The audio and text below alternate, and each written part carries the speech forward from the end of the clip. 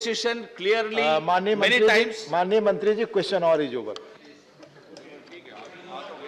Jafar Islam, you continue your speech. Thank you very much, sir, for giving me this opportunity again. Yesterday I had the chance, but I couldn't conclude because a lot of disruption and there was a time constraint. But I will begin from where I had left yesterday.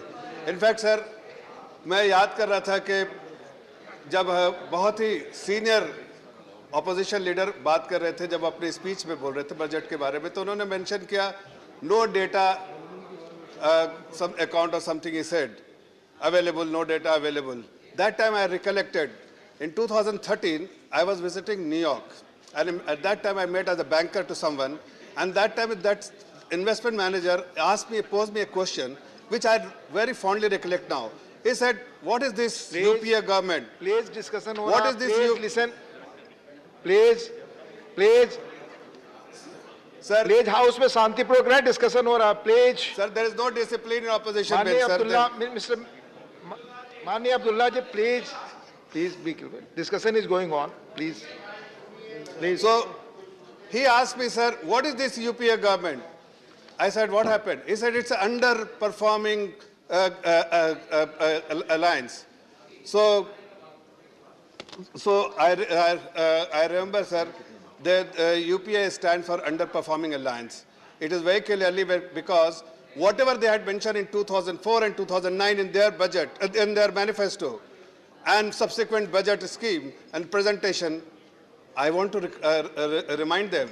They mentioned about providing electricity to everyone. Did they?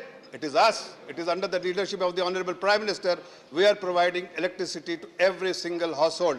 Sir, उन्होंने वादा किया था sir कि हम जल पानी पहुंचाएंगे, घर तक नहीं पहुंचाया. उन्होंने कहा था कि हम टेररिज्म खत्म करेंगे, टेररिज्म हम खत्म कर रहे हैं. उन्होंने बहुत सारे ऐसे वादे किए थे सर कि इकोनॉमी के लिए वीकर सेक्शन को हम जो है रिजर्वेशन देंगे. सर, वो भी काम हमने किया. सर, उन्होंने जितने भी काम बोले थे सर, उस काम को पूरा करने का काम हम किया. इसलिए कि अंडर परफॉर्मिंग अलायंस थी वो. सर, वो ये यूपीए सरकार जो थी अंडर परफॉर्मिंग अलायंस इसी तरह से जानी जाती थी. इसलिए उन्होंने ही 5 फ्रेजाइल इकोनॉमी जो दुनिया की थी 2014 में चरमराती इकोनॉमी हमारे खाते में छोड़ा.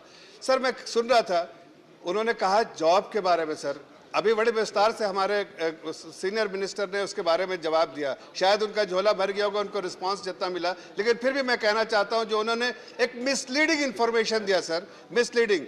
उन्होंने कहा हमें मेथोडोलॉजी जो CMEI का जो है उससे मैं पर्सनली जो है वो शायद इत्तेफाक नहीं रखता, लेकिन फिर भी उन्होंने रेफरेंस दिया CMEI डेटा का, तो मैं याद दिलाना चाहता हूं कि जो उन्होंने कहा बहुत मिसलीडिंग था. इसलिए कि CMEI डेटा जो है वो मंथली बेसिस पे पब्लिश होता है. उन्होंने एक नंबर जो है एक वीक का उठा के लोगों को, पूरे सदन को मिसलीड करने का कोशिश किया. अगर आप उस वक्त जाके देखिए, और आज मैं चैलेंज करता हूं कि अगर सदन में आके वो बताए कि जो नंबर उन्होंने कहा था वो जनवरी का डेटा का नंबर था, जनवरी के एक वीक का था सर, लेकिन जनवरी पूरे मंथ का नहीं था. आप जैन का डेटा उठा के देखिए तो आपको पता चलेगा कि हम प्री पैंडेमिक लेवल 7.2 जो अनएम्प्लॉयमेंट रेट एज पर CMEI रिपोर्ट से वो आज घटकर 6.6. लेकिन उससे ज्यादा इंपॉर्टेंट है सर कि ये सर्वे होता है, उसमें इनफॉर्मल फॉर्मल सभी सेक्टर्स क्या होता है, लेकिन EPFO का डेटा जो है वो बिल्कुल कांस्टेंट है. Because there is a payroll method, there is a record which is available because formal sector में है. उसका आप डेटा दिखाइए कि आप देखिए पिछले साल वो 0.5 मिलियन से बढ़ के आज 1022 मिलियन तक वो जो है 1 मिलियन से ज्यादा जॉब जो है हम बार बार क्रिएट कर रहे हैं, हर महीने से आफ्टर मंथ क्रिएट कर रहे हैं. What does that suggest sir? कि जॉब तेजी से बढ़ रहा है, लेकिन आप मिसलीड कर रहे हैं. ये फॉर्मल सेक्टर में है, व्हाइट कॉलर जॉब है सर.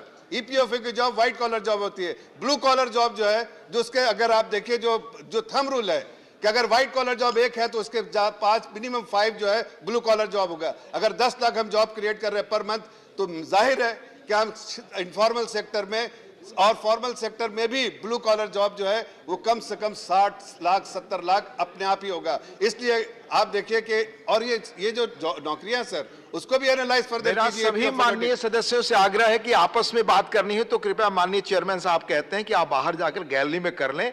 जो बोल रहे हैं सब आप अटेंशन चाहते हैं तो कृपया आपस में यहाँ बातचीत न करें. प्लीज. मैं वो बता रहा था सर कि जो EPFO का डेटा है वो अगर आप देखिए फर्दर एनालाइज किए तो आपको लगेगा कि यूथ को, हमारा डेमोग्राफिक डिविडेंड है सर, हमारी सरकार इस तरह से कंस्ट्रक्टिव पॉलिसी है, हमारा बजट इस तरह से पेश होता है कि आगे तक जो है अमृतकाल इसीलिए कहते हैं, लेकिन अमृतकाल का मतलब है कि आने वाली पीढ़ी के लिए एक ऐसा सुनहरा देश हो जिसमें सारी नौकरियां हो, सब सुविधाएं हो, इसलिए हम हर उस दिशा में काम कर रहे हैं। अभी हमने देखा बड़े लोगों को सुना यहाँ पर, उन्होंने हमें ज्ञान दिया बजट पे और टिप्पणियाँ की, लेकिन उसमें हम उनको सुना कि उन्होंने कहा कि सर हवा ऊपर उड़ान लेनी चाहिए, हम तो ज़मीन पे हैं सर, ज़मीन पे रह के ज़मीन की सिचुएशन देखते हैं, इसलिए आदरणीय प्रधानमंत्री जो है सबसे ज़्यादा पॉपुलर एडमायर्ड लीडर हैं, इसलिए कि वो ज़मीन में ही लोगों के साथ मिलजुल कर रूबरू होकर उनकी समस्या को समझने का कोशिश करते हैं। सर मैं आपको बताना चाहता हूँ कि लोग कल बात कर रहे थे सब्सिडी के बाद, सब्सिडी कम हो गई। सर मैं आपका ध्यान दिलाना चाहता हूँ सर, आपका ध्यान दिलाना चाहता हूँ कि सर सब्सिडी की क्या बात कर रहे हैं आप? सब्सिडी की जो बात कर रहे हैं तो मैं कहता हूँ कि हमने FY 22 में क्या सब्सिडी दिया था? अगर हमने सब्सिडी दिया था 3.36 का हमने प्रपोज किया था, वो 4 जब हमारी सरकार कंपैशनेट सरकार है सर, हमारी गवर्नमेंट कंपैशनेट गवर्नमेंट है। हम दोनों सरकारों ने एक प्रिंसिपल ऑफ सी फॉलो किया है।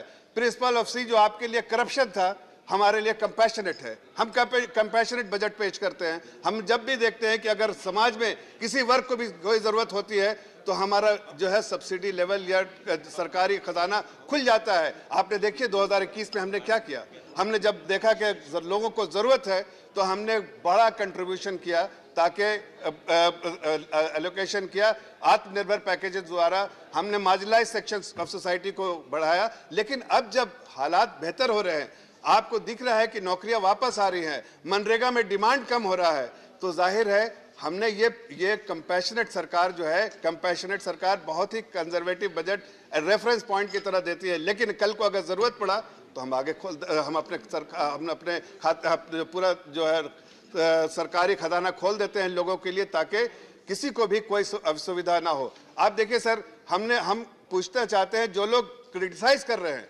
बजट नंबर्स को, फिस्कल डेफिसिट के नंबर्स को, फिस्कल डेफिसिट 6.9%, आपको समझना चाहिए सर कि हमारा पूरे जो स्ट्रीट जो है उस बात को बधाई दे रहा है कि हमने बहुत ही कंजर्वेटिव नंबर दिया है। इवन दो रेवेन्यू एस्टिमेट्स जो हमारे हैं, रेवेन्यू एस्टिमेट्स जो है वो बहुत ही कंजर्वेटिव है, रेवेन्यू एस्टिमेट्स बहुत कंजर्वेटिव है, इसलिए कि हमें मालूम है कि जिस तरह का ग्रोथ देखा हमने, अगर FY 22 बजट जो एस्टिमेट देखिए तो जो हमने टैक्स कलेक्शन का दिया था 9.9% से वो 10.8% हुआ और उसका 25% ग्रोथ हुआ सर। लेकिन इस बार के अगर देखिए FY 23 में हमने देखा फिर बहुत ही कंजर्वेटिव बजट रखा 9.9% का। उससे क्या समझ में आता है सर कि हम बहुत कंजर्वेटिव रेवेन्यू एस्टिमेट दे रहे हैं, लेकिन हम जो लोगों की भलाई के लिए काम करेंगे। बहुत बात करते हैं कि जो आपने अजम्पशन लिया है, जो नंबर्स दिए हैं फर्टिलाइजर के लिए, वो सब्सिडी कम हो गया। अरे भाई, थोड़ा और ज्ञान ले लेते, थोड़ा और एनालाइज कर लेते। आप तो बजट पहले भी प्रेजेंट किया है। एब्सोल्यूट अमाउंट में मैं कह रहा हूं सर कि 8 पैसा जितना भी सब्सिडी हमने एलोकेट किया है उसमें 8 पैसा पिछले FY 22 बजट में और FY 23 बजट में 8 पैसा जो है, 1 रुपया में 8 पैसा सब्सिडी में जाता है, जो पिछले बार भी जा रहा था, इस बार भी जा रहा। हो सकता है कि आप देख रहे होंगे कि जिस GDP टू जो परसेंटेज टू GDP, मैं समझता हूँ परसेंटेज GDP एक अलग नजरिया देखने का, लेकिन उसमें भी अगर आप देखिए सर मुझे आज 15 मिनट मिला सर। नहीं, हाँ, हमारे लीडर ने कहा 10 more speakers. नहीं सर, हमें 15 मिनट बोला है sir. Your party has 10 more speakers. Sir मुझे बोला कि मैं कंप्लीट करूंगा, मुझे बोलने दीजिए सर। मेरा फ्लो कल भी ऐसे बातचीत में रह गया था सर। मुझे कंप्लीट करने दीजिए सर। मैं ये कह रहा था सर कि देखिए, मैं ब्रीफली बच जाता हूँ। वेलफेयर सेक्टर में सर, वेलफेयर सेक्टर में सारे वेलफेयर के नंबर देख लीजिए, एक सब्सिडी, तो आपको दिखेगा कि हमने वेलफेयर में भी ज्यादा इस बार जो बजटरी एलोकेशन किया है। तो ये कंपैशनेट सरकार है, ये सरकार जो है वो करप्शन वाली सरकार नहीं है। पॉलिसी ऑफ जो प्रिंसिपल ऑफ सी हम भी फॉलो करते हैं, लेकिन ये सरकार जो है कंपैशनेट है, इसलिए जब भी जरूरत पड़ती है तो हम अपना खजाना खोल देते हैं। अब मैं जरूर थोड़ा टिप्पणियां करूंगा सर कि लोग कह रहे हैं कि इसमें बजट में क्या है। बजट पे सर इसमें 3 बड़ी चीजें हैं। पहला आत्मनिर्भर बनने का जो पूरा पूरा पूरा पेशकश की गई कि आत्मनिर्भर देश को बनाया जाए, इसलिए पॉलिसी रिफॉर्म्स भी किए हैं, जो पॉलिसी सपोर्ट किया है, चाहे वो PLI स्कीम का दे, जो $500 बिलियन का जो मैन्युफैक्चरिंग में स्पेस में आप देख रहे हैं, PMI नंबर कैसा 5.6 number. Now you conclude. I'll call the next speaker. Sir Please. थोड़ा कंप्लीट तो करने नहीं, नहीं, पूरे आप, बजट तो बात तो कर ले sir. No, there are other speakers from your party. They will not have time. Why don't you understand? Please sir 3 You minute spoke yesterday. We have given you time even today. Point तो complete कर लूं sir, 3 point. मैं सिर्फ इतना कहना चाह रहा हूं कि सर इस पूरे बजट में 3 बड़े इंपॉर्टेंट चीज है, सिर्फ 3 चीज बोल रहा हूं। पहला, जो कैपिटल एक्सपेंडिचर जो है 2.9% ऑफ GDP, जो पिछले बार 2.6 था, हिस्टोरिकल है। इतना ज्यादा बजटरी एलोकेशन कैपिटल एक्सपेंडिचर ने वर्चुअस साइकिल बनाने के लिए कैपेक्स जरूरी है, प्राइवेट कैपेक्स भी शुरू होगा, नौकरियां भी बढ़ेंगी। दूसरी चीज सर, फिस्कल कंसोलिडेशन का जो है वो रोड मैप बिल्कुल साफ है, कंजर्वेटिव है, बिल्कुल साफ है, लोग अप्रिशिएट कर रहे हैं। और तीसरी चीज जो है कि जो टैक्स, जो एनवायरनमेंट जो था कि रिट्रोस्पेक्टिव टैक्स, ये टैक्स, वो बिल्कुल स्टेबल और जो क्लैरिटी के साथ बिल्कुल दिया है, नंबर बिल्कुल साफ सुथरे है, बजट में क्लैरिटी है। लेकिन एक बात, बस एक शेर पढ़ के मैं खत्म कर दूं, शेर